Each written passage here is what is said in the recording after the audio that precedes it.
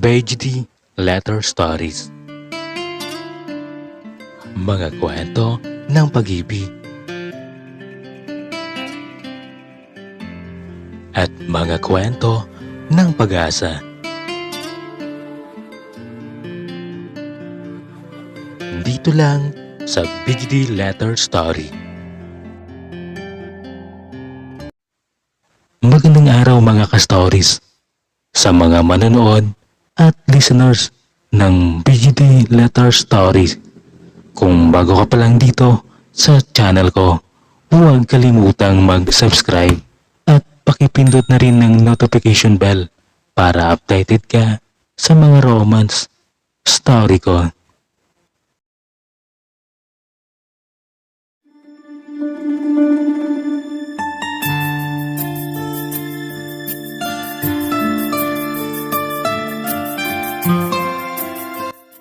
Itago niyo na lang ako sa pangalang Aisa at hindi sa pagmamayabang, pero maganda at maputi ako kahit may asawa na at matagal na kaming nagsasama. Pero sa tagal namin na nagsasama ay wala pa rin kaming mga anak ng asawa ko. At sa sobra ding kahirapan ng pamumuhay ay kailangan pa namin lumuwas ng Maynila upang doon pa magtrabaho ang mister ko. At doon naman sa Maynila ay may lalaking kapatid ang mister ko. At doon din siya naninirahan na mag-isa sa kanyang malaki at magandang bahay. Mayroong din siyang asawa, pero nagtatrabaho ito bilang isang OFW sa ibang bansa. Guwapo at matipuno ang kapatid ng asawa ko, kaya hindi rin maiiwasan na marami din nitong nagkakagusto sa kanya. At marami din siyang mga babae na hindi alam ng asawa niya na nagtatrabaho sa abroad. Nakiusap ang asawa ko sa kapatid niya na doon muna kami titira sa kanyang bahay habang wala pa kaming nakikitang mauupahang bahay doon sa Maynila. At walang pag-alinlangan na pumayag ang kapatid ng asawa ko na doon muna kami maninirahan sa kanya. Sa malaki at napakagandang bahay niya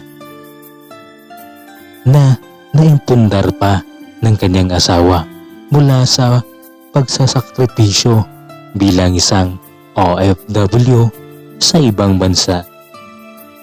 Kinabukasan ay lumuwas agad kami ng Maynila ng asawa ko upang makapagsimula na siya ng trabaho niya bilang isang construction worker sa Maynila. At nang dumating na kami sa bahay ng kapatid ng asawa ko ay agad kaming nag-doorbell sa labas ng gate, at pagbukas ng pintuan ay nagulat kami ng asawa ko kasi ang sumalubong sa amin ay isang babaeng napakaganda at sexy pa. At ang sabi niya, "Hoy, nandito na pala kayo, Koy dyan. Kanina pa kayo hinihintay ni Mark." Nandun siya nagluluto sa kusina ng ating kakainin para sa lunch natin. Wika na sinabi ng babae ni Mark. Naalala ko dati, noong nasa probensya pa si Mark ay masarap talaga siyang magluto. Kasi napag-aralan naman niya yon sa kolehiyo dati. At nung naluto na ang pagkain na inihanda ni Mark, ay nagtipon-tipon na lang kami sa lamesa para kumain na. Masaya kaming kumakain at nagkukwentuhan pa sa lamesa. At habang kami ay nagkukwentuhan ay hindi maalis-alis ang mga tingin ko sa kapatid ng asawa ko. Kasi ang sweet-sweet niya sa babae niya. At napatanong na lang ako sa isipan ko na alam mo to ng magandang babae na may asawa na si Mark na nagtatrabaho pa ito sa ibang bansa. Pero kahit na nangangaliwa naman si Mark ay alam ko naman na mabait ito at ang humble pa niya. Kinagabihan, natulog na kami sa aming mga kwarto at lumipas ang mga oras at biglang napasiar ako. At nung pumunta ako ng CR ay dumaan ako sa kwarto ni Mark at ng kabit niya. At hindi ko inaasahang makikita ko silang dalawa sa loob ng kanilang kwarto. Kasi hindi naman nila isinara ang pintuan nila at nakita ng dalawang mata ko na si Mark ay nakatayo at ang babae naman ay nakaluhod sa harapan niya. Hindi ko yun in-expect ang mga ganong pangyayari na makikita ko si Mark at ang babae niya na nagpapalipas ng oras sa kwarto nila. At dahan-dahan akong lumakad pabalik sa kwarto namin ng asawa ko at nagpatuloy na lang sa pagtulog habang nakayakap pa sa aking asawa. Kinaumagahan ay umaga pa nang umalis ang aking asawa papuntang trabaho niya at ang babae naman ni Mark ay umalis din. Dala-dala ang mga gamit niya. Uuwi daw na muna siya sa kanilang lugar kasi hinahanap na siya ng pamilya niya.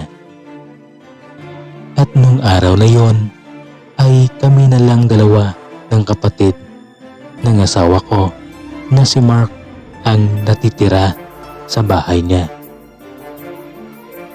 At nagulat ako nung lumapit si Mark sa akin sa loob ng kwarto ko at inabot ang kaunting pera. Sabay sabi niya na tanggapin mo ito, ang pera na ibibigay ko kasi makakatulong ito sa mga gastusin at pangangailangan nyo ng kapatid ko. Kasi kung sa kapatid ko ito ibibigay, alam kong hindi na ito tatanggapin, kaya sa'yo ko na lang ito ibibigay, wika na sinabi ni Mark sa akin. At nung ibinigay na sa akin ni Mark ang pera ay nadulas ako bigla sa mga nasabi ko sa kanya na pinauwi mo na pala yung kasintahan mo kanina, Mark. Wika na sinabi ko sa kanya. At ang sabi niya naman sa akin ay oo, kasi hinahanap na daw siya ng magulang niya. Kaya yun, pinayagan ko na lang umalis. Okay lang yun, Mark. Anak, kaisa ka naman kagabi, diba? Wika na hindi ko sinasadyang sabihin sa kanya. Sa sobrang hiya ko sa mga sinabi ko ay bigla na lang akong tumalikod sa kanya. At ang sabi niya naman sa akin ay, teka lang, nakita mo ba kami kagabi? Sabay tawa ni Mark habang paalis ng kwarto namin. Pero hiyang-hiya talaga ako sa mga nasabi ko kay Mark nung time na yon na nakaisa pa siya sa babae niya. At nakita ko pa silang dalawa sa kanilang kwarto na may ginagawang kakaiba.